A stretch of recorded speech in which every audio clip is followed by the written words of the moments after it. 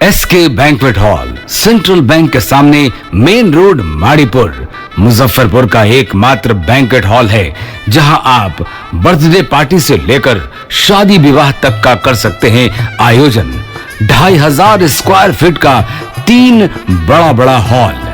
SK banquet hall में seminar, wedding ceremony, kitty party या birthday party के साथ अन्य आयोजन को किया जा सकता है।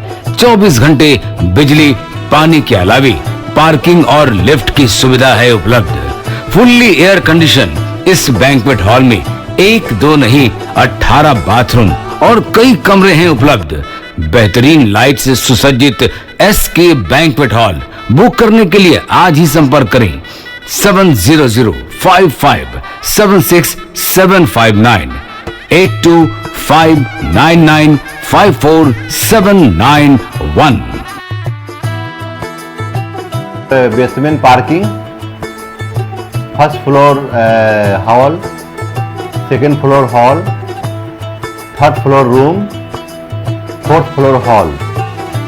एरिया वाइज एक फ्लोर का एरिया 2500 स्क्वायर फीट है। फर्स्ट फ्लोर का, सेकेंड फ्लोर का भी सेम है, थर्ड फ्लोर का भी सेम है, फोर्थ फ्लोर का भी सेम है। इस मैरिज के लिए सबसे अच्छा है क्योंकि बड़ा एरिया, आप चाहे तो 1000 आदमी का भी पार्टी इसमें कर सकते हैं, 500 का भी कर सकते हैं, 200-100 का भी करना हो, कोई बर्थडे करना हो, कोई भी पार्टी करना हो तो आप इसमें आराम से कर सकते हैं क्योंकि 3 हॉल है एक साथ में।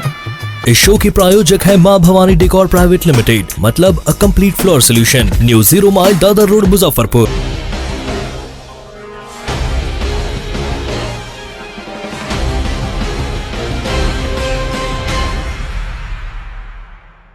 नमस्कार, आप देख रहे हैं डे न्यूज और मैं हूं आपके साथ सानिया। खबरों की शुरुआत करने से पहले आइए एक नजर डालते हैं उन खबरों पर जो बनी है आज की सुर्खियां।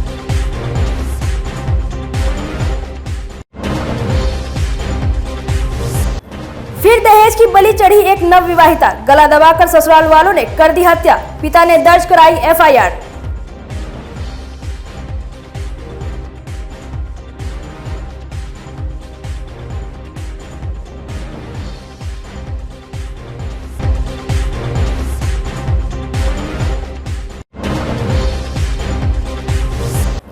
नशा खिलाकर बॉयफ्रेंड ने लड़की के साथ कई दिन तक करता रहा दुष्कर्म, दोनों मुजफ्फरपुर से भागकर गए थे कोलकाता।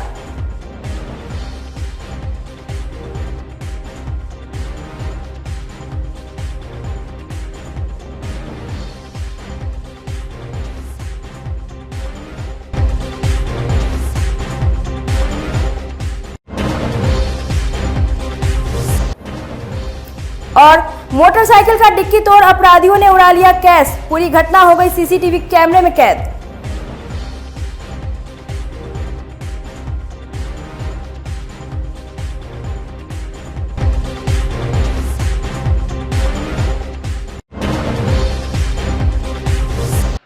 तो ये थी आज की सुर्खियां और अब खबरें विस्तार से। एक बार फिर एक नवविवाहिता दहेज की बलि चढ़ गई। बकाए 2 लाख रुपए की खातिर ससुराल वालों ने गला दबाकर उसकी हत्या कर दी। घटना मुजफ्फरपुर के बरुराज मोहदीपुर गांव की है। सोमवार की रात दहेज लोभियों ने 22 वर्षीय रिंकी देवी की हत्या कर दी और आनन फानन में दाह संस्कार भी कर दिया। किसी माध्यम से घटना की जानकारी मिलने पर रिंकी के मायके वाले मोहदीपुर पहुंचकर पुलिस को सूचित किया। इस बीच लड़की के परिवार वालों ने घर में जमकर तोड़फोड़ की और बवाल मचाया। मौके पर पहुंची पुलिस ने शवदाह स्थल का निरीक्षण कर मामले की छानबीन में जुट गई। मृतका के पिता ने बताया कि शादी में 5 लाख रुपए तय हुआ था, 3 लाख रुपए और एक बाइक दिया गया था। 2 लाख रुपए की खातिर लड़की के पति ने घर वालों के साथ मिलकर बेटी की हत्या कर दी। 5 लाख 3 लाख सब सकार था, 5 लाख में मैंने 3 लाख सकार दिया, कैश दिया, एगो मोटरसाइकिल दिया। तो 2 लाख उसको गरीब है उसको पापा, तो 2 लाख रुपया नहीं दिया, तो दिया तब दारू के चक्कर में गाड़ी पकड़ा गया। तो ये अथी में थाना में पकड़ा के गाड़ी घिंचाया बलवा थाना में। अब बोला सब दिन बोलता था कि जे अगर 2 लाख रुपया नहीं देगा तो आपको तुमको मार देंगे जान से। अब भौजाई के साथ में उसको संपर्क था। कितना दिन पहले बच्ची का शादी हुआ था यहाँ? 4 साल पहले। मेरा बाल बच्चा नहीं है। मेरा गार्जियन के जो साल मेरा गार्जियन वाला वही साल में मेरा जैदी का शादी हुआ। लड़की के साथ महीना में लड़की के साथ भौजाई के साथ रहते रहे, लड़की के साथ में उस जैबे नहीं करता था। मुजफ्फरपुर नगर निगम कर्मियों की हड़ताल को लेकर निगम प्रशासन ने सख्त तेवर दिखाया है। सोमवार को नगर आयुक्त आशुतोष द्विवेदी ने कार्यालय से गैर हाजिर रहने वाले 159 कर्मियों को कारण बताओ नोटिस थमा दिया। इसे लेकर आंदोलनकारियों में काफी रोष है। आपको बता दें कि स्थानीय कर्मचारियों की हड़ताल से तीसरे दिन मंगलवार को भी निगम कार्यालय का कामकाज पूरी तरह से ठप रहा। हड़ताली कर्मचारियों ने कार्यालय में तालाबंदी कर मुख्य द्वार पर सरकार के खिलाफ जमकर प्रदर्शन किया। कर्मचारियों की ड्यूटी पर नहीं आने से सब काम पूरी तरह से ठप है। प्रॉपर्टी टैक्स की वसूली भी नहीं हो पा रही है।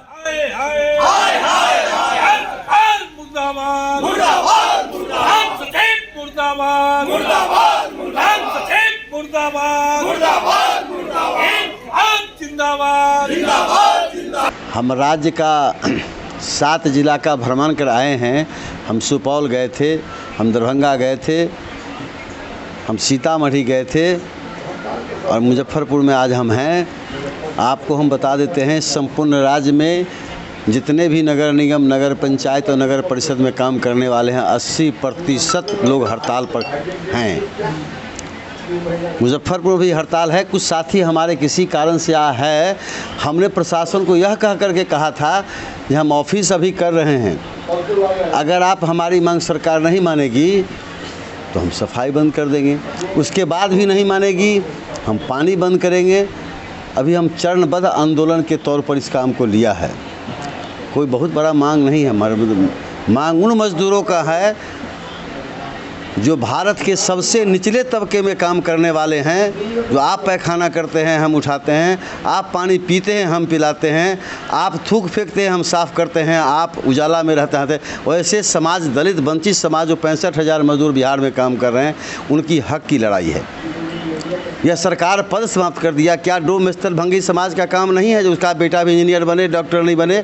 उसको सरकार, ये भाजपा का मजदूर विरोधी सरकार ने पद समाप्त कर दिया है। इसके विरोध में मेरा आंदोलन है कि हर हालत में मजदूरों को सेवा स्थायी करो। नहीं स्थायी कर सकते हो 18,000 वेतन तय करो। राज्य में पटना में 300 IAS बैठे हुए हैं। पटना नगर निगम में 7वां वेतन मिल रहा है, दरभंगा में मिल रहा है, रक्सौल में मिल रहा है, बक्सर मिल रहा है। संपूर्ण राज्य में चिट्ठी क्यों नहीं निकालता है? यह भ्रष्टाचार संपूर्ण नगर निकाय में व्याप्त है। सारा अधिकारी अपना है और प्रधान सचिव पटना में बैठ के हमारे तमाम अधिकारी को और कर्मचारी को धमकाते हैं, जेल भेज देंगे, सस्पेंड कर देंगे, डिसमिस। कितने को जेल भेजिएगा? अंग्रेज चले गए, अंग्रेजी हुकूमत चला रहे हैं पटना से बैठ के। आज़ादी के लिए बहुत सारे हमारे देश में कुर्बान हो गए थे। बहुत माँ विधवा हो गई थी। जेल जाना होगा जाएंगे, गोली खाना होगा खाएंगे, लेकिन मजदूरों की हक की लड़ाई अंतिम चरण तक लड़ाई लड़ते रहेंगे। सो नोटिस को किस तरीके से देखते हैं? सो को देना उनका काम है। हड़ताल मेरा काम, मांग मेरा काम है। अंग्रेज रौलट चलाया करते थे, मजदूर लाल झंडा तिरंगा झंडा लेकर घुमा करते थे। जब तक मेरा ये लाल झंडा कायम रहेगा, जब तक ये मजदूरों का हक नहीं मिलेगा, मेरा लाल झंडा ऊंचा रहेगा। पीछे नहीं हटेंगे। जेल भेजना है भेजे, गोली चलाना है चलाए, कोई दिक्कत नहीं है, लेकिन मजदूर मरेगा नहीं, मजदूर हारेगा नहीं। तो राज्यव्यापी है, यहाँ तो वार्ता करना भी नहीं हम लोगों को। और राज्यव्यापी हड़ताल में सरकार से वार्ता होगी। सरकार से अभी तक वार्ता का पहल शुरू है, लेकिन आमंत्रण मिला नहीं है। जब आमंत्रण मिलेगा तो संयुक्त मोर्चा के पदाधिकारी जाएंगे, वार्ता सम्मानजनक होगी।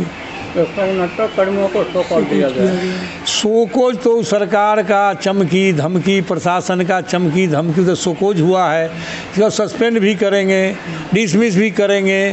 वो सारा समस्या झेलने के लिए हम लोग तैयार हैं। लाठी भी चलवाएंगे, वो भी खाने के तैयार हैं। गोली भी खाने के लिए तैयार हैं, जेल जाने के लिए भी तैयार हैं।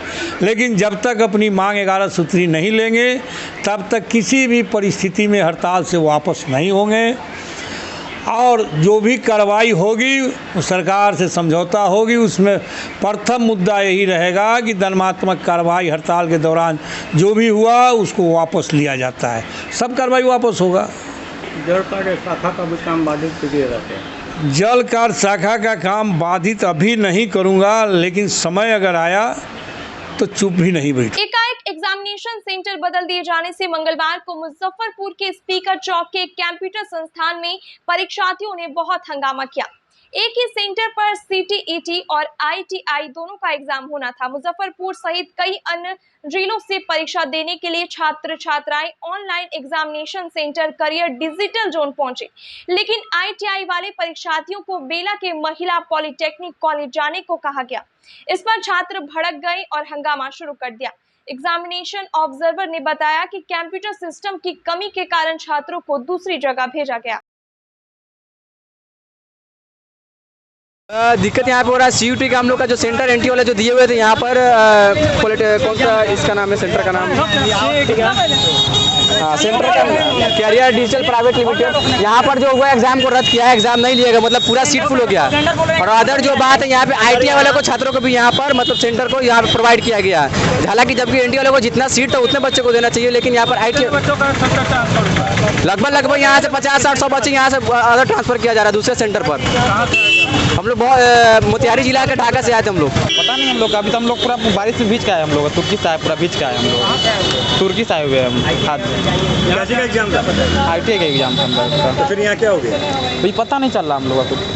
क्या पता नहीं चला? एग्जाम कहाँ लेना हुआ गया तो हम लोग पता नहीं चला, वहाँ सीट फुल है। एडमिट कार्ड पे कहाँ का पता है? ये एडमिट कार्ड का तो ये है ना मेरे पास। यहाँ का क्या बताएगा?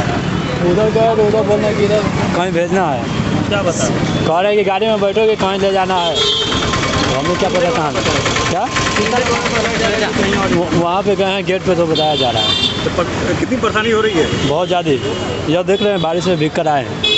एग्जाम भी छूट गया? नहीं 3 बजे से अभी टाइम बचा हुआ है। भागम दौड़ हो गया? हाँ भागम दौड़ हो गया। कितने बच्चे का सेंटर ट्रांसफर हुआ? अभी तो बहुत बच्चे इधर उधर कर रहे हैं। बैठाते हैं? अरे हमें नहीं मालूम जी, तो बच्चों को कहाँ भेज रहे हैं? ये बच्चे जा रहे हैं महिला पॉलिटेक्निक कॉलेज एग्जाम देने के लिए। तो यहाँ था? अब ये नहीं मालूम कि यहाँ पर क्या हुआ। नहीं था तो बच्चे फिर यहाँ क्यों आ गए? अब ये हमें नहीं मालूम। भेज तो आप ही रहे हैं। नहीं तो हमें बताया गया कि भेज दीजिए, वहाँ पे है जगह, वहाँ पे भेजना है बस। यहाँ पे जगह नहीं? यहाँ पे कंप्यूटर शायद नहीं। उतने ही बच्चों को अब ये हमसे क्यों पूछ रहे हैं? तो आप नहीं, ये गलत क्वेश्चन आप हमसे मत कीजिए, हम कोई अथॉरिटी नहीं। टाइमिंग थी ना इसकी, तो उस टाइमिंग में इनकी जो सीट थी उससे ज़्यादा एक्सेस स्टूडेंट आ गए, तो जिसको महिला पॉलिटेक्निक में ट्रांसफ़र किया जा रहा है। परेशानी हो रही है छात्रों को जाने में? ऑटोमेटिकली कि छात्र इसी दिमाग से आए थे कि मेरा सेंटर यहाँ है, अब यहाँ सिस्टम की कमी की वजह से लोगों को वहाँ ट्रांसफ़र करना पड़ा। कैपेसिटी कितनी है, कितने छात्र आ गए? अच्छा, यहाँ 2 एग्ज़ाम शायद चल रहे हैं, एक आईटीआई भी चल रही है, एक सीयूईटी की जो एनटीए की एग्ज़ाम है। तो एनटीए को इन्होंने शायद 72 या 80 सिस्टम दिए हैं। नंबर ऑफ़ स्टूडेंट्स की अलॉटमेंट तो ज़्यादा है, जिसकी वजह से कितने बच्चों को दूसरी जगह भेजा? ये ऑलमोस्ट गर्ल्स कैंडिडेट को परेशानी की वजह से इन्होंने अकोमोडेट कर लिया किसी तरह, और उसके बाद बॉयज़ कैंडिडेट को मैक्सिमम कोशिश की गई कि वहाँ ट्रांसफ़र किया जाए। अगर सेंटर ट्रांसफ़र के कारण किसी परीक्षार्थी का एग्जाम ये होता है, छूटता नहीं, एग्ज़ाम छूटने का सवाल नहीं होता है, क्योंकि नंबर ऑफ़ पेपर इनके आज लास्ट डेट है ना, एक ही पेपर है और उनकी 45 मिनट की होगी। ये लॉगिन करेंगे, जिस वक्त से लॉगिन करेंगे इनकी टाइमिंग उसी से शुरू होती है। तो इनको स्टूडेंट्स को उस एग्ज़ाम से प्रॉब्लम नहीं है, लेकिन जो स्टूडेंट्स हरासमेंट हुए आने जाने में वही प्रॉब्लम है। मैं डॉक्टर एस फैजी। भाद्रपद शुक्ल पक्ष तृतीया यानी मंगलवार को सुहागिन महिलाओं ने पूरे उत्साह और श्रद्धा पूर्वक हरितालिका व्रत किया। सुहागिनों ने भगवान शिव एवं देवी पार्वती की पूजा अर्चना कर अपने पति की लंबी आयु एवं सुख समृद्धि की कामना की। कुंवारी कन्याओं ने भी ये व्रत करके मनचाहा वर मिलने की कामना की। नए वस्त्र पहन एवं 16 श्रृंगार कर सुबह से ही गरीबस्थान मंदिर सहित मुजफ्फरपुर के अन्य मठ मंदिरों में सुहागिन महिलाओं की भीड़ जुटने लगी।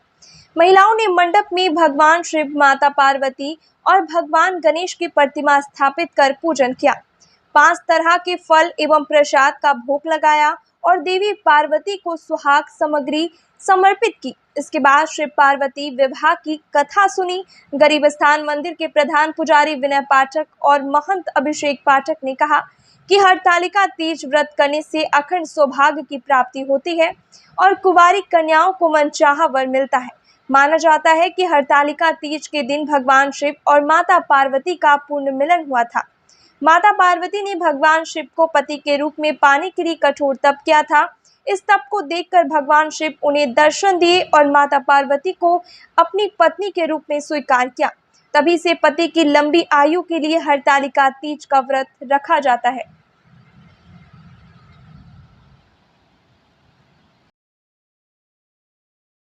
मैंने पहले से ही अपनी सारी तैयारियां शुरू कर दी थी, नए नए बैंगल्स, साड़ी, सब कुछ। मैं तो इतना एक्साइटेड थी मेहंदी वगैरह लगाने के लिए, फिर सजना संवरना, ये सब मुझे बहुत ज़्यादा पसंद है और अपने पति के लिए मैं उनकी लंबी उम्र के लिए करना चाहती थी, इसलिए मैं बहुत ज़्यादा खुश हूँ। और भगवान शिव मेरे पति की लंबी उम्र बनाए रखे और उन्हें हर दुख बलाय से बचाए रखे। सुहागिनें अपने पति की दीर्घायु के लिए, कामना के लिए ये व्रत करती हैं। खासकर पार्वती और शिव परिवार की पूजा की जाती है, क्योंकि इस दिन पार्वती को सखियां हर के जंगल में ले गए थे शिव की आराधना, पूजा और तपस्या के लिए, ताकि शिव के रूप में उनको पति प्राप्त हो।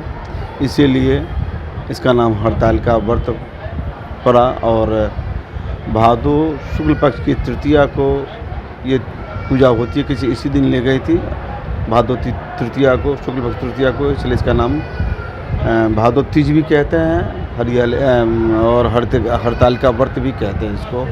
और जो कहने से सुहागिनी के व्रत, सुहागिनी की जो सुहाग होती हैं वो अच्छा हो जाती हैं, ऐसी मान्यता है और कथा में भी आई है। और कुमारी कन्या भी कुछ करती हैं ताकि शिव के समान उनको पति मिले, इसलिए कुमारी कन्या भी कुछ व्रत करती हैं। ये प्रत्येक साल अमावस्या तिथि के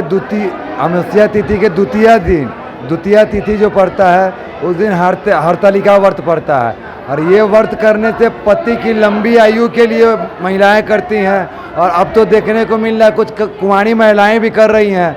अब उनके मन में क्या उद्देश्य है नहीं है, लेकिन कुंवारी महिलाएं भी बहुत ज़्यादा अभी देखने को मिला हम लोगों को इस बार कर रही हैं। और इससे धन, समृद्धि और शांति के स्वरूप घर में होता है और पति से हमेशा जो है वो लगाव बना हुआ रहता है। पति की लंबी आयु के लिए ये व्रत को किया जाता है। और हरतालिका व्रत बहुत ही कठिन व्रत है, ये निर्जला व्रत है। इस व्रत में औरत अगर एक बूंद पानी पी ले तो समझिए बिल्ली का जन्म होगा, अगर एक बूंद जल पी ले तो समझिए कि शुगर का जन्म होगा, अगर एक बूंद दूध पी ले तो फिर उसमें किसी न किसी जानवर का ही रूप दिया गया, कीड़ा का जन्म हो गया। इसलिए औरत लोग जो है बहुत महान है इस धरती पे, जो इस व्रत को रख के अपने पति की लंबी आयु के लिए इतना कठिन व्रत करती हैं। इधर गणेश उत्सव को लेकर मुजफ्फरपुर में एक तरफ जहां कलाकार मूर्तियों को अंतिम रूप देने लगे हैं, वहीं चौक चौराहों पर पंडाल का निर्माण कार्य जोर शोर से चल रहा है और पूजा समिति के सदस्य चंदा इकट्ठा करने में लगे हैं। कोरोना संक्रमण के कारण 2 साल बाद गणेश उत्सव मनाए जाने से लोग काफी उत्साह है। इस बार त्योहार धूमधाम से मनाया जाएगा। शहर में 100 से अधिक स्थानों पर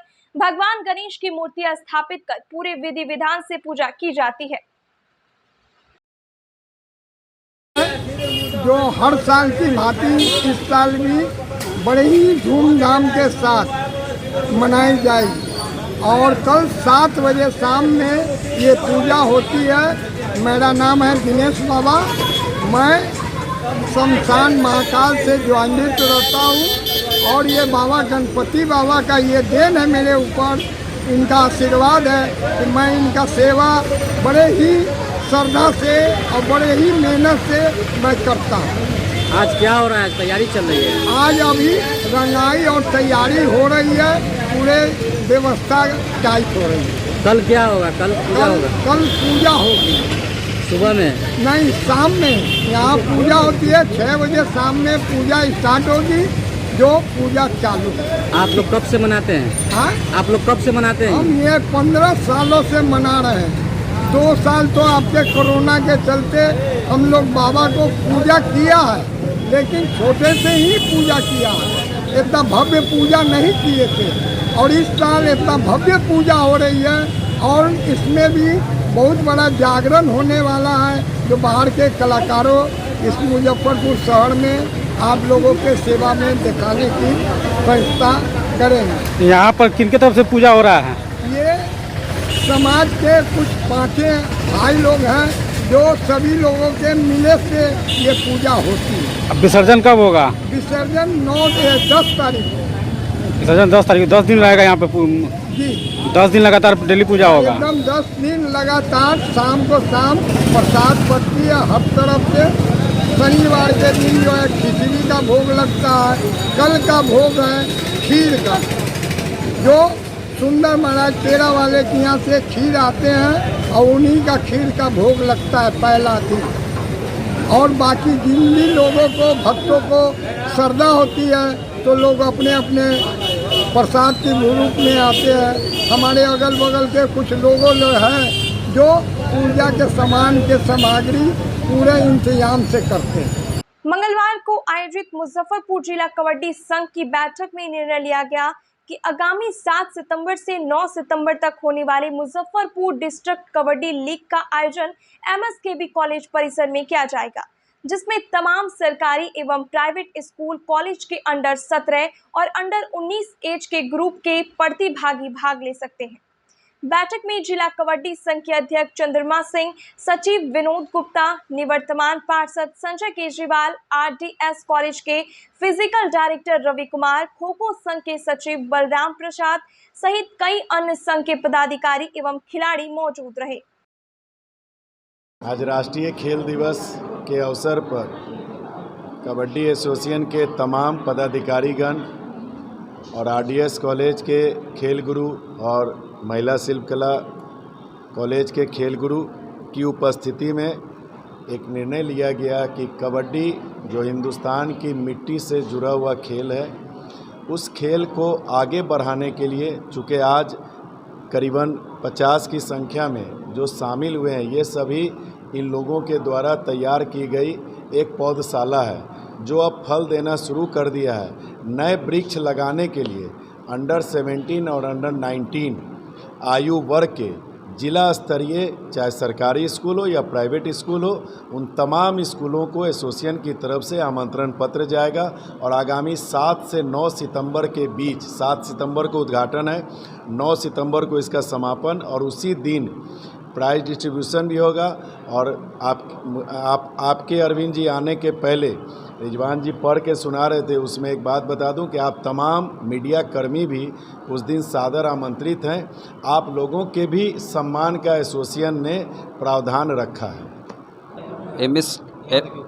MSKB के ग्राउंड में हम लोग आने वाले 7 से 9 सितंबर के बीच अंडर 17 और 19 कबड्डी की प्रतियोगिता होने जा रही है, जो जिला स्तर की होगी। उसमें शहर के सरकारी एवं प्राइवेट जितने भी स्कूल्स, क्लब्स, जो भी होगा उस एज ग्रुप के दायरे में आएंगे, उन सबको हम लोग इनवाइट करने जा रहे हैं और एक अच्छा आयोजन करने का हम लोगों ने ठाना है। और आने वाले समय में उसी तिथि पर हम लोग आयोजन कराने जा रहे हैं, उसी के लिए आज हम लोग का बैठक था। ये जो किसी स्कूल से नहीं जुड़ा हो वो कैसे प्रतिभागी? वो किसी क्लब से जुड़ा हो, किसी स्कूल से जुड़ा हो, कहीं ना कहीं से जुड़ा हो, नहीं जुड़ेगा तो हम लोग से कांटेक्ट करेगा, किसी न किसी क्लब या संस्था से उनको ऐड किया जाएगा और उनको खेलने के लिए हम लोग यहाँ रूम देंगे। वहाँ कहीं ना कहीं उनको खेलने के लिए, खेलने से कोई प्रतिभा कहीं छुपेगा नहीं, उनको मौका मिलेगा। हम लोग उसके मौके के लिए हैं यहाँ पे, वो उनका प्रतिभा छुपेगा नहीं। कबड्डी की कबड्डी मुजफ्फरपुर की एक लड़की के साथ उसके बॉयफ्रेंड ने कोल्ड ड्रिंक्स में नशा मिलाकर कई दिन तक दुष्कर्म करता रहा। घटना कोलकाता की है। दोनों भागकर वहां गए थे। लड़की किसी तरह जान बचाकर मुजफ्फरपुर लौटी। लड़की मुजफ्फरपुर नगर थाना इलाके की रहने वाली है। वहीं आरोपी युवक मोहम्मद नौशाद दरभंगा जिले का रहने वाला है। पीड़िता की ओर से अपने फुफेरे भाई को भी आरोपी बनाते हुए टाउन थाना में मोहम्मद नौशाद पर FIR दर्ज करवाई गई है। पीड़िता ने बताया कि उसके फुफेरे भाई ने ही मोहम्मद नौशाद से जान पहचान करवाई थी। वह मुजफ्फरपुर में ही अपने मामा के घर पर रहता था। उसने शादी करने का झांसा देकर 23 अगस्त को भगाकर कोलकाता ले गया। कोलकाता पहुंचने के बाद एक घर पर गया। वहां फ्रेश होने के बाद नौशाद कोल्ड ड्रिंक्स और नाश्ता लेकर आया। कोल्ड ड्रिंक पीने के साथ ही वह अर्ध बेहोशी की हालत में चली गई। इसी दौरान नौशाद ने उसके साथ गंदा काम किया। पीड़िता ने कहा कि घर जाने की जिद की तो वह अजीबोगरीब हरकत करने लगा। बाद में कई बार दुष्कर्म किया और मुंह खोलने पर पूरे परिवार को जान से मार देने की धमकी देने लगा। इधर लड़की के परिवार वाले परेशान थे। लड़की ने कॉल करके परिवार वालों को कोलकाता का लोकेशन बताया। परिजन वहां गए और उसे लेकर मुजफ्फरपुर आ गए। आरोपी नौशाद वहां से फरार हो गया था। यहां आने के बाद नगर थाना में प्राथमिकी दर्ज कराई गई। मेरे साथ अजीब रिएक्ट किया गया था। कैसे नौशाद से कैसे जान पहचान होगी, क्या हुआ कि पूरी बात बताइए। मेरे नौशाद के साथ किया गया है, जान पहचान किया गया है मेरा फुपेरा भाई, उसका नाम नौशादी है। वो जान पहचान कराया? जी वही कराया हर चीज़। फिर क्या हुआ? उसके बाद मेरे को बोला था चले जाने के लिए, तो हम चले गए उसके साथ। मतलब बोला भागने के लिए? जी भाग जाने के लिए बोला था कि चले जा, भाग जा। उसके बाद हम चले गए। उसके बाद हम सीधे मेरे को कोलकाता ले गया। और कोलकाता ले जाने के बाद हम हुआ गए स्टेशन पर सब वो अपने भाई को कॉल आया तो भाई कॉल नहीं उठाया। फिर मेरे को जबरदस्ती बोला कि अब चल तो चल, तुम चले गए। फिर उसके बाद मेरे को ले गया। ले जाने के बाद हम घर पे गए, वहाँ मुँह हाथ धोए, फिर बैठे हैं। फिर मेरे को कोल्ड ड्रिंक ला के दिया है, कोल्ड ड्रिंक पिए। कोल्ड ड्रिंक पीने के बाद मेरे को अजीब मन किया और दम कड़वा से कड़वा लगा कोल्ड ड्रिंक। उसके बाद हम कोल्ड ड्रिंक पिए हैं, उसके बाद हम सोए हैं। उसके बाद सोने के बाद नशा अजीब मतलब रात था, सुबह से रात तक मेरे साथ ज़बरदस्ती किया गया है। गलत काम? जी गलत काम किया गया मेरे साथ। किसके द्वारा? कौन किया? नौशाद किया मेरे साथ। हल्ला उल्ला नहीं किए आप? वहाँ पे मेरे को चिल्लाने के लिए कुछ बोलने के लिए मना करता था, नहीं बोलना है। कैसे फिर अब मुजफ्फरपुर आए आप? हम सब उसके भाई लोग को बोले थे कि जबरदस्ती कॉल करके बोलते थे कि भाई मेरे को ले जा। तब वो लोग आए हैं तो मेरे को ले गए। अच्छा, नौशाद से जान पहचान आपकी कैसे हुई और कितने दिन से हुई? मेरे नौशाद की जान पहचान 2.5 साल से हो रही है। 2.5 साल से? जी। कैसे जान पहचान हुई थी? ये मेरा फुपेरा भाई है ना नौशाद, वही कराया था जान पहचान। उसका भी नाम नौशाद ही? जी उसका भी नाम नौशाद ही। वही मेरे को नंबर ला के दिया, मेरे को से वही बात कराता था, वही हर चीज़ कराया। अच्छा, तो कहाँ ला के छोड़ा? कोलकाता में ला के छोड़ दिया। यहाँ से कोलकाता ले गया? जी यहाँ से कोलकाता ले गया। और यहाँ कहाँ ला के फिर छोड़ा? यहाँ से मेरे को वो अपने मोकामा ले गया है। मोकामा मुश्किल से 1-2 घंटा रहे हैं वहाँ। 1-2 घंटा के बाद फिर वो भाई वहाँ से बोला क्या है ले जाने के लिए, फिर हम चले गए। फिर DAV स्कूल है, मेरे को वहाँ पे ले गया। वहाँ पे खाला की बेटी रहती थी, वहीं पे चले गए। रूम में आपके साथ और भी कोई लड़का था वहाँ पे? वहाँ तो कोलकाता में जी था। और भी लड़का था? जी। वो सब भी गलत किया, सिर्फ नौशाद किया? नौशाद किया सिर्फ नौशाद किया। जी। अच्छा, आप क्या चाहती हैं? हम नौशाद को सजा दिलवाना है। सजा दिलाना चाहती हैं? नौशाद को और एक फुपेरा भाई, उन दोनों को। चूँकि क्या प्यार मोहब्बत वगैरह भी था इस तरह का? जी वो तो था पहले, लेकिन उसका इस्तेमाल किया? जी वो मेरे साथ इस्तेमाल किया मेरा। गलत इस्तेमाल? जी गलत इस्तेमाल किया। हम उस पर बहुत भरोसा करते थे। इस तरह से नहीं करना चाहिए, गलत कर दिया। जी वो गलत मेरे साथ बहुत ज़्यादा गलत किया। मारपीट भी किया था आपके साथ? एक बार मेरा सिर पटका था बस। न्याय चाहती है, इंसाफ चाहती है? न्याय चाहते। बेटी के साथ बहुत गलत किया, अन्याय किया है वो, उसको सज़ा मिलना चाहिए। सज़ा मिलना चाहिए 2 गोटा को, एक नौशाद को, एक फुफेरा भाई को। उसको सज़ा मिलना चाहिए, वो दुनिया में नहीं रहे। उसको ज़िंदगी से खेला है, उसको सज़ा मिलना चाहिए। जिसे बता रही कि ठंडा उंडा पिला के गलत किया गया इस तरह? ठंडा पिला को साथ गलत किए हैं। अभी सो गई है, इसको पता नहीं है। जब सुबह में उठी है तब इसको एहसास हुआ है। आप लोग न्याय चाहती है ना? हाँ न्याय चाहते हैं, गिरफ्तारी हो उसकी। जी उसको उसी में सरा दे, बाहर नहीं निकले। हाँ, अब मेरे बेटी के हाथ से पैसा छीन लिया, मेरी बेटी को भी सर पटक दिया है।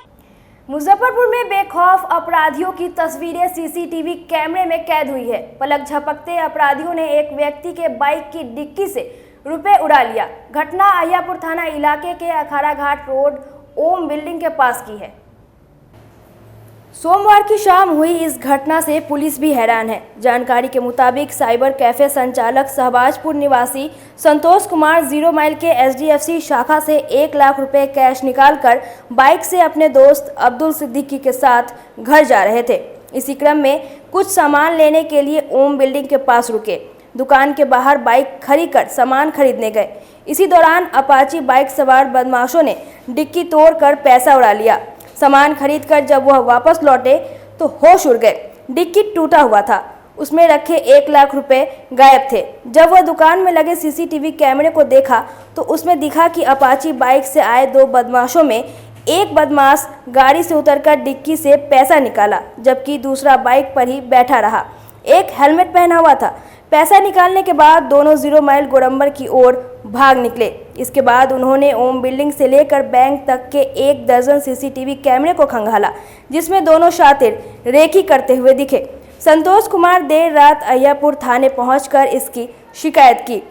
साथ ही मोबाइल में रिकॉर्ड सीसीटीवी फुटेज भी पुलिस को दिया। अय्यापुर थानेदार विजय कुमार सिंह ने बताया कि सीसीटीवी के आधार पर अपराधियों की तलाश शुरू कर दी गई है। घटना सर कल 3:30 और 4 के बीच गया, ठीक है। HDFC बैंक से हमने 1 लाख का कैश विड्रॉल करा के, ठीक है, बाहर जब आए तो बाहर में गाड़ी लगी हुई थी, उसी गाड़ी में डिक्की खोल के पैसा उसमें डाल दिए। अब कुछ सामान लेने के लिए मार्केट की तरफ हम बढ़े थे, ठीक है, जहाँ पे रानी प्लाई दुकान है, वहाँ पे गए बाइक लगा के, ठीक है, सामान लेने लगे। उसी आवर मेरे डिक्की तोड़ के पैसा निकाल लिया गया। कितना पैसा? 1 लाख रुपया था। अच्छा, आप कितना देर के डिफरेंस में आप आए हैं पता चला? वहाँ पे सर बस 2 मिनट के डिफरेंट में ही पैसा निकाल लिया गया था। पैसा कहाँ HDFC से निकाला? नहीं, हाँ, पैसा कैश विड्रॉल HDFC बैंक से कराए थे। अच्छा, किस लिए निकाले थे पैसा? और अपना घर के काम के लिए कुछ निकाले थे। तो लगा के गए तो ये नहीं लगा कि डिक्की में पैसा रखने गया? हाँ, नहीं सर, लगा के रख गए ना, तो हम से सर 2 मिनट काम है करके फटाक से निकल जाएंगे। बस एक ताला लेना था, ताला लेने के चक्कर में बस वही 2 मिनट के अंदर में ही उस काम कर लिया। वो सीसीटीवी में क्या देख रहे हैं? सीसीटीवी में देखे कि एक लड़का है जो मेरी गाड़ी की तरफ बढ़ा है, ठीक है, बढ़ने के बाद वो लॉक तोड़ के पैसा निकाल के चल दिया। किया? हाँ, रैकिंग बैंक HDFC बैंक से ही किया था। कर रहा था? हाँ। क्या बजे की घटना है सर? 3:30 और 4 के बीच का है। 3:30 में 3:46 में बैंक से पैसा निकाल के लाया और उसके आवर में आगे बढ़े, उतना ही देर घटना हुआ था। पहचान हुई कौन लड़का है? नहीं सर, पहचान नहीं। कौन ब्रांच का घटना है? HDFC दुराड़ी कॉम्प्लेक्स में, HDFC 0 माइल पे। एक बार फिर सदर अस्पताल के कर्मचारियों की लापरवाही सामने आई है। बेटी को लेकर परिवार वाले इमरजेंसी वार्ड के बाहर ऑटो में इंतजार करते रहे, लेकिन स्टाफ बैठकर तमाशा देखते नजर आए। स्वास्थ्य कर्मचारियों की इस हरकत को civil surgeon doctor UC Sharma ने देख लिया। उन्होंने कर्मचारियों की क्लास लगा दी। आनन फानन में उस बच्ची का इलाज शुरू किया गया।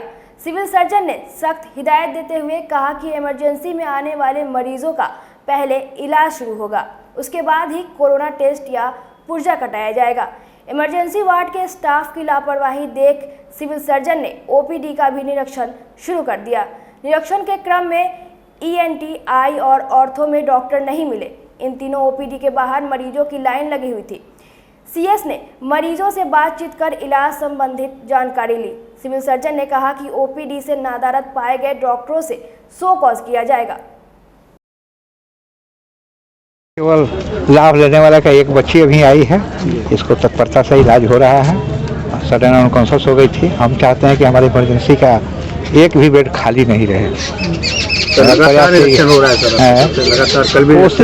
कोशिश तो मैं कर रहा हूँ कि चाहे वो OPD का हो या IPD का हो या इमरजेंसी का हो, अधिक से अधिक लोग आवें और इतने जो हमारा सिस्टम है, इतना जो हमारे डॉक्टर हैं, स्टाफ हैं, उनकी सेवा अधिक से अधिक दे पाएं। कैंपस में शुद्ध पेयजल, उसके लिए भी मैं व्यवस्था करने जा रहा हूँ। अंदर तो RO लगा हुआ है, 2-3 जगह RO लगा हुआ है, लेकिन उसके लिए भी मैं व्यवस्था कर रहा हूँ। अधिकारियों आपके आने पर दिखी है, उतनी पहले कभी नहीं दिखी। ये तो अपना अपना प्रतिबद्धता होता है। मेरी प्रतिबद्धता अपनी है और लोगों का जो रहा होगा रहा। निरीक्षण के दौरान तो व्यवस्थाएं सर दुरुस्त हो जाती है, लेकिन जाते हैं फिर 10 के 10 रह जाती है। इसमें आप लोग मदद कीजिए हमको कि इसको कंटिन्यू हम कर सकें। वो तो एक प्रक्रिया है, नॉर्मल प्रक्रिया है। जो नहीं रहेंगे काम के बदले वेतन देते हैं, अगर नहीं रहेंगे तो वेतन तो नहीं लेंगे। तो कितने लोगों पर कार्रवाई हुई सर? 3 डॉक्टर थे और एक ECG टेक्नीशियन थी। सर एक चीज़ होता है, यहाँ पे गाइड करने वाले लोग नहीं होते, गांव ग्रामीण से लोग आते हैं। मेरे पास जो गार्ड जो लगाए गए हैं वो किसी को मारने के लिए, किसी को डंडा भाजने के लिए नहीं है। इनको लगाए हुए हैं कि कोई भी पालतू कुत्ते आते हैं, किसी को कोई सलाह लेनी है, किसको कहाँ पहुँचाना है, इलाज में कहीं कमी हो रही तो उसको आपस में कैसे तालमेल बैठेगा, इसके लिए इन लोगों को रखा गया है। इसमें कहीं कोई दिक्कत नहीं है। इसमें आप लोग भी सहयोग करें। अगर कहीं इसमें दिक्कत आती है तो मैं इसी के लिए हूँ। सरकार का जो दरमाहा हम लेते हैं इसी सब काम के लिए लेते हैं। इमरजेंसी में पहले इलाज होना चाहिए, पर मरीज को कहा जाता है जाइए पहले पुर्जा कटाइए, पहले कोरोना की जांच करवाइए। नहीं वो सब नहीं होगा, वो सब पहले इलाज होगा, पहले जान, उसके बाद में जितना प्रक्रिया है सो प्रक्रिया। मंगलवार को नगर निगम कामगार यूनियन ने निगम कर्मियों के हड़ताल का समर्थन करते हुए कहा कि कामगार यूनियन के सफाई कर्मी भी बुधवार से कचरा का उठाव नहीं करेंगे।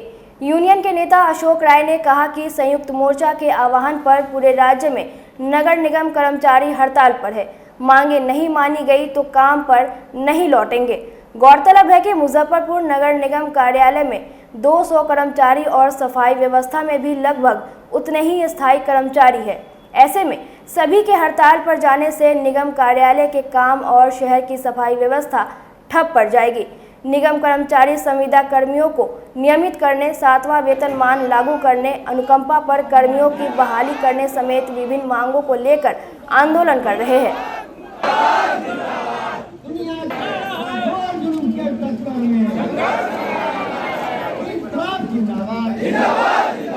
हम 2 दिन पूर्व एग्जीक्यूटिव कमेटी का बैठक किए थे, जिसमें निर्णय लिया गया था कि ऑफिस वर्ग अगर हड़ताल में चला जाता है तो हम लोग 2 दिन के बाद हड़ताल में जाएंगे। उसी के परिप्रेक्ष्य में आज हम बैठक किए हैं। बैठक में निर्णय लिया गया है, नगर आयुक्त को भी सूचना दे दिए हैं, अपर नगर आयुक्त को भी सूचना दे दिए हैं कि हम जो है सो कि 31/8 से सुबह से सफाई का चक्का जाम रखेंगे। हमारा महासंघ के आह्वान पर यह हड़ताल है, बिहार राज्य संयुक्त मोर्चा के आह्वान पर ही हड़ताल है। ये हड़ताल में हमारा मुख्य मांग है 7वां वेतनमान, अनुकंपा पर बहाली, हमारा संविदा कर्मी को 18,000 रुपया मासिक वेतन, इस सब का सेवा नियमित करना, यही मेरा मुख्य मांग है। जिस मांग को लेकर कल से हम लोग सफाई कार्य का चक्का जाम रखेंगे। संघ के द्वारा बंदी का किया गया था, उस पर नोटिस कर दिया गया है, आप लोग के पर किया जाएगा। हड़ताल जब होता है तो प्रशासन तरह तरह से हड़ताल को कुचलने के लिए अपना चक्र भी चलाता है। अभी आप सुने हैं कि शो कॉज हुआ है, बिहान FIR होगा, परसों जेल भेजा जाएगा, ये सब लड़ते लड़ते कर्मचारी, लेकिन प्रशासन जितना FIR में, जितना शो कॉज में रुचि लेता है, अगर उतना ही रुचि इस गरीब गुरबा कर्मचारी के प्रति दिखावे, इसके मांग के प्रति दिखावे, तो ये हड़ताल करने की नौबत नहीं आवे। इनके काम करने से शहर बसता है। ये आज काम कर रहे हैं तो ये शहर बसा हुआ है, और इसी का पेट नहीं भर रहा है, इसी का बाल बच्चा का पेट नहीं भर रहा है, इसे अपने बाल बच्चे को पढ़ा लिखा नहीं पा रहे हैं। देखे हैं 2 महीना का वेतन बाकी करके तब 1 महीना का चेक कटा गया। हाँ, इसको 10,000 रुपया वेतन में वो काम करने के लिए किसी को शहर में से लेबर को पकड़ कर ले आवे, 20,000 रुपया वेतन दे तो भी काम वो नहीं करेगा। और इस तरह से कर्मचारी का धोन होता है। जब हड़ताल में कर्मचारी चला जाता है तो कफन बांध कर जाता है। वो ये सोचता है कि हमको जेल में भी जाना पड़े तो हम जेल जाएंगे, हमको अपना मांग चाहिए तो चाहिए। इससे अगर जो कर्मचारी जेल जाने से, जो कर्मचारी मार खाने से, गोली बंदूक से डर गया इस सरकार से, इन निकम्मी सरकार, ये हड़ताल सरकार करवाई है, हम लोग हड़ताल किए हैं, हम तो अपना हक हकूक़ मांग रहे हैं, तो ये हम हड़ताल किए हैं, हड़ताल सरकार करवाती है। आज वार्ता कर ले वहाँ महासंघ से, कर्मचारी का मांग मिल जाए, यही कर्मचारी माला पहनाकर यहाँ से उनके पुतला को भी माला पहनावेंगे, पुतला में लोग आग लगाता है, माला पहना करके उनका स्वागत करेंगे हम। आज हम लोग सभी कर्मचारी का आम मीटिंग किए हैं। 27 तारीख से राज्यव्यापी महासंघ का आह्वान है हड़ताल करने का, जिसमें हम लोग ऑफिस के कर्मी हमेशा हम लोग के साथ छलबाजी किए थे, तो वो 2 दिन से हड़ताल किए हुए हैं, जो हम लोग भी 31 तारीख से हड़ताल पर जाएंगे। मुख्य रूप से हम लोग पिछले बार हड़ताल जो किए थे 11 सूत्री मांग को लेकर, सरकार डर गई और सरकार चली गई हाई कोर्ट। हाई कोर्ट हम लोगों को तत्काल स्थगित करने के लिए बोला कि हम उस पर विचार करेंगे, लेकिन अभी साल लगने जा रहा है, अभी तक हाई कोर्ट भी नहीं विचार किया और सरकार भी नहीं पहल की। इसी के एवज में हम लोग राज्यव्यापी हड़ताल पर जा रहे हैं और कल से हमारा फील्ड टोटल ऑफिस वाले लोगों के साथ मिल करके हड़ताल पर रहेगा। और जब तक रहेगा, जब सरकार जब तक नहीं मानते हम लोगों की 11 सूत्री मांग, तब तक हम लोग हड़ताल पुरजोर रखेंगे।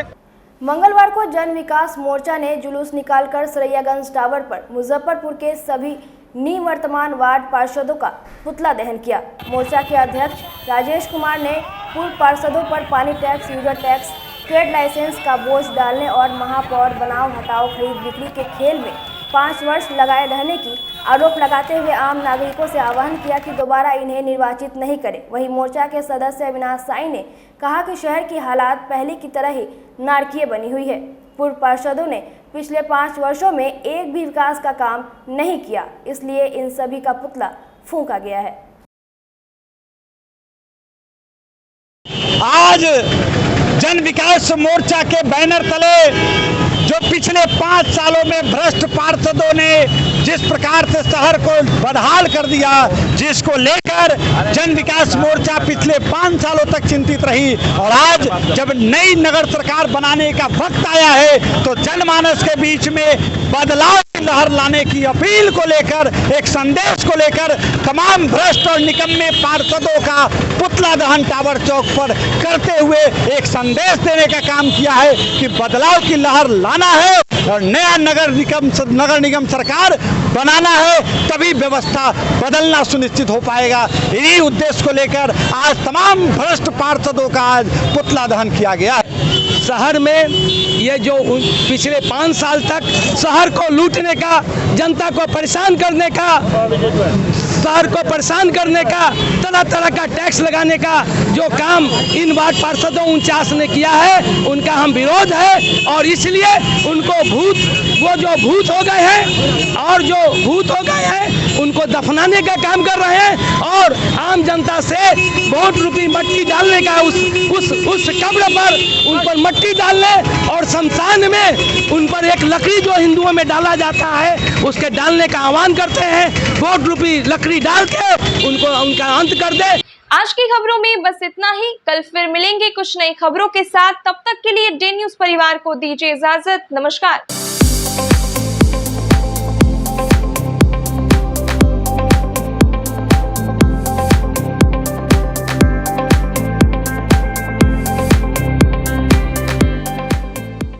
इस शो के प्रायोजक है मां भवानी डेकोर प्राइवेट लिमिटेड, मतलब a complete floor solution, new 0 mile Dadar road, Muzaffarpur. SK banquet hall, central bank के सामने, मेन रोड, माड़ीपुर, मुजफ्फरपुर का एकमात्र बैंक्वेट हॉल है जहां आप बर्थडे पार्टी से लेकर शादी विवाह तक का कर सकते हैं आयोजन। 2500 स्क्वायर फीट का 3 बड़ा हॉल। एसके बैंक्वेट हॉल में seminar, wedding ceremony, kitty party या बर्थडे पार्टी के साथ अन्य आयोजन को किया जा सकता है। 24 घंटे बिजली पानी के अलावे पार्किंग और लिफ्ट की सुविधा है उपलब्ध। फुल्ली एयर कंडीशन इस बैंक्वेट हॉल में 1, 2 नहीं 18 बाथरूम और कई कमरे हैं उपलब्ध। बेहतरीन लाइट से सुसज्जित एसके बैंक्वेट हॉल बुक करने के लिए आज ही संपर्क करें 7005576759 8259954791। Basement parking, first floor hall, second floor hall, third floor room, fourth floor hall. Area wise एक फ्लोर का एरिया 2500 स्क्वायर फीट है फर्स्ट फ्लोर का, सेकंड फ्लोर का भी सेम है, थर्ड फ्लोर का भी सेम है, फोर्थ फ्लोर का भी सेम है। इस मैरिज के लिए सबसे अच्छा है क्योंकि बड़ा एरिया, आप चाहे तो 1000 आदमी का भी पार्टी इसमें कर सकते हैं, 500 का भी कर सकते हैं, 200-100 का भी करना हो, कोई बर्थडे करना हो, कोई भी पार्टी करना हो तो आप इसमें आराम से कर सकते हैं क्योंकि 3 हॉल है एक साथ में, तो आप बड़ा से बड़ा भी पार्टी इसमें कर सकते हैं।